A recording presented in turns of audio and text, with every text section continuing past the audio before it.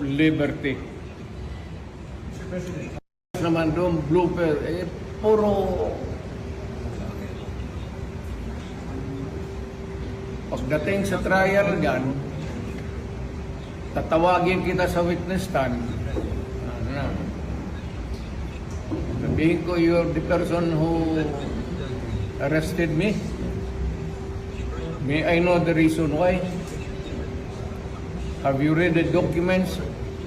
Or at least, have you read the case at that time when you made the arrest?